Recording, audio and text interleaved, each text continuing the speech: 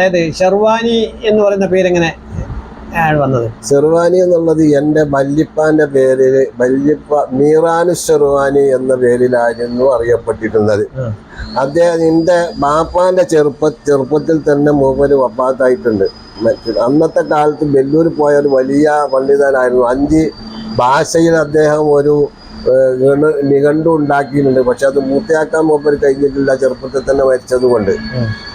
പക്ഷെ വല്യപ്പാന്റെ കിതാബും ഒക്കെ മീറാൻകുട്ടി മുസ്ലിയാർ എന്നായിരുന്നു അദ്ദേഹത്തിന്റെ നാടൻ പേര്. എന്നുവെച്ചാൽ നാടുകൾ എഴുതിയ പേരുണ്ടായിരുന്നു. അപ്പൊ പിന്നെ കിതാബും ഒക്കെ മീറാനു ഷെർവാനി എന്നാണ് എഴുതിയിട്ടുണ്ടായിരുന്നത്. അപ്പോൾ ഈ ഷെർവാനി എങ്ങനെ വന്നതാണെന്ന് എനിക്കറിഞ്ഞുകൂടാ. ഏതായാലും മീറാനു ഷെർവാനി എന്ന പേരിലായിരുന്നു അദ്ദേഹത്തിന്റെ കിതാബും ഒക്കെ. മാലിക്കുഹു മീറാനു ഷെർവാനി ബിൻ അലി എന്നായിരുന്നു. അപ്പോൾ അങ്ങനെ ഞാൻ പട്ടിക്കാട് കോളേജിൽ പഠിക്കുന്ന കാലത്ത് ഈ മാക്കൂലാത്ത് കിതാബ് എന്ന് വളരെ കുറവാണല്ലോ. അപ്പം വല്യപ്പാന്റെ കുറച്ച് മാക്കൂലാത്ത് കിതാബുകൾ, തൗലീഹ് പോലത്തെ കിതാബുകളൊക്കെ ഉണ്ടായിരുന്നു. തൗലീഹ് സെബുക്ക് നടത്താൻ വേണ്ടി എൻ്റെ പെരിയിൽ നിന്നാണ്, എൻ്റെ വല്യപ്പാന്റെ കിതാബാണ് പട്ടിക്കാട് കോളേജിൽ ആദ്യമായി ദർസ് നടത്താൻ വേണ്ടി കൊണ്ടുപോയത്.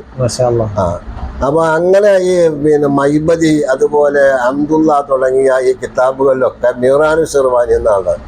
അപ്പോൾ എൻ്റെ റൂമിലൊക്കെ ഉള്ള കുട്ടികളും പിന്നെ കുട്ടികളൊക്കെ ഷെർവാനി എന്നുള്ളത് ലഘുവായി പിന്നെ ഇങ്ങനെ എന്നെ വിളിക്കാൻ തുടങ്ങിയത്. അങ്ങനെയാണ് ആ പേര് വന്നത്. പിന്നെ എന്ത് ചെയ്തു, ഞാനത് തൂലിക നാമായി എൻ്റെ വല്യപ്പാന്റെ ഒരു തബറുക്കിന് കൊണ്ട് തേച്ച് കൂടി ഞാൻ എൻ്റെ തൂലികാന്യമായി സ്വീകരിക്കുകയും അങ്ങനെയാണ് അബൂബക്കർ ഷെർവാനി എന്ന പേര് എനിക്ക്. പട്ടിക്കാട് ജാമിഅ നൂരിയയിൽ പഠിച്ചതിന് ശേഷം പിന്നെ ഉസ്താദ് ഏത് മേഖലയിലോട്ടാണ് തിരിഞ്ഞത്? ഞാൻ സാധാരണ ദർസ് രംഗത്തിൽ തന്നെയാണ് വന്നത്. അങ്ങനെ ആദ്യമായി ഞാൻ ദർസ് തുടങ്ങിയത് ചാവക്കാട് യാനാമാവ് എന്ന സ്ഥലത്താണ്. അവിടെ 2-3 കൊല്ലം കഴിഞ്ഞതിന് ശേഷം പിന്നെ തിരിച്ചിവിടെ നാട്ടിൻ്റെ അടുത്ത് തന്നെ ആയിക്കോണമെന്ന് വിചാരിച്ചുകൊണ്ട് ഇവിടെ വയ്ക്കുകയും അതിൻ്റെ ശേഷം പിന്നെ കൊടക്കല്ല് എന്ന് പറയുന്ന സ്ഥലം ഇവിടെ തിരുനാവായ അവിടെ ഖത്തീബായി ഒരു 2-3 കൊല്ലം അവിടെ സേവനം ചെയ്തതിൻ്റെ ശേഷം പിന്നെ വീണ്ടും ഞാൻ എനിക്ക് ദർസിനോട് താല്പര്യം ഉണ്ടായപ്പോൾ വീണ്ടും ഞാൻ ദർസ് നടത്തി. കോടഞ്ചേരിയിലാണ് പിന്നെ ഞാൻ കാര്യമായി ദർസ് നടത്തിയത്. പൊന്നാനിയിലുള്ള ഒരു കോടഞ്ചേരി, അവിടെ മഷൂറായ ഒരുപാട് മഹാന്മാർ ദർസ് നടത്തിയ പള്ളിയായിരുന്നു.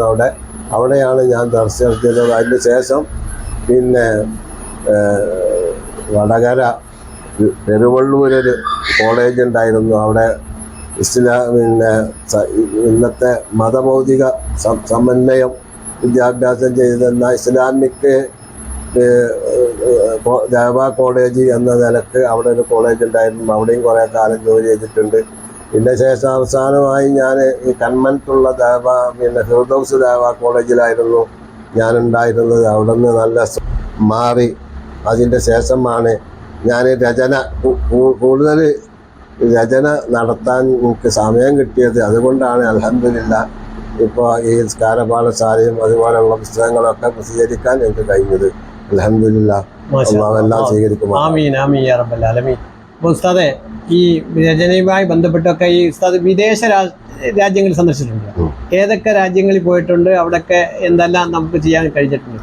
അവിടെ ഇപ്പോൾ ഈ നമ്മളിപ്പോൾ പോകുമ്പോൾ നമ്മളെ സുഹൃത്തുക്കളൊക്കെ ഒന്ന് കാണുക, പിന്നെ അവിടുത്തെ രീതികളൊക്കെ ഇസ്ലാമികമായ വചനങ്ങളൊക്കെ പഠിക്കുക. ഈ ഉദ്ദേശത്തിലാണ് നമ്മൾ പഠിക്കുന്നത്. അപ്പോൾ അവിടെ കൂടുതലായി നമ്മൾ കേരളീയരുമായി ബന്ധപ്പെട്ടായത് കൊണ്ട് അതിൻ്റെ അകത്തേക്ക് കടന്ന് കൂടുതൽ പഠിക്കാനൊന്നും എനിക്ക് സന്ദർഭം കിട്ടിയിട്ടില്ല. ഏതൊക്കെ രാജ്യങ്ങളാണ് പോയിട്ടുള്ളത്? ഒമാനിൽ കുറച്ചു കാലം ജോലി ചെയ്തിരുന്നു, സലാലയിൽ. പിന്നെ സൗദി അറേബ്യ, അതുപോലെ കുവൈത്ത്, ഖത്തർ, ഇവിടെ പോയിട്ടുണ്ട്. ഈ ഒമാനില് സലാലയിലായിരുന്നു. അവിടെയല്ലേ ഈ ചെരമാൻ പെരുമാൾ താജ്? അവിടെ താജുൽ ചെരമാൻ പെരുമാളിന്റെ അവിടെ മക്കബറുണ്ട്.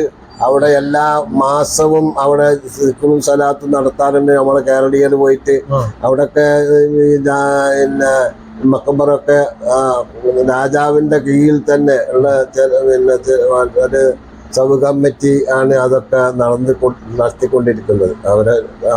രാജാവിന്റെ നേതൃത്വത്തിൽ തന്നെ അദ്ദേഹത്തിന്റെ പെങ്ങളെ വകുപ്പിൽപ്പെട്ടതായിരുന്നു ഈ പഴയ മക്കബറകളെ സംരക്ഷിക്കുക എന്നുള്ളത്. ഇപ്പൊ അയാളെ പെങ്ങള് മരിച്ചതിന്റെ ശേഷം പിന്നെ ഇവിടെ എന്തായാലും എന്റെ നല്ല വിവരമില്ല. ഏതായാലും അവിടെയുള്ള മക്കബറകളൊക്കെ സംരക്ഷിക്കപ്പെടുന്നുണ്ട്. അയ്യൂബ് നബിന്റെയും ഇമ്രാൻ നബിന്റെയും ഒക്കെ മക്കബറകൾ അവിടെ ഉണ്ട്. അപ്പൊ അൽഹംദുലില്ലാഹ് ഉസ്താദെ ഈ ഒരു സംശയം കൂടെ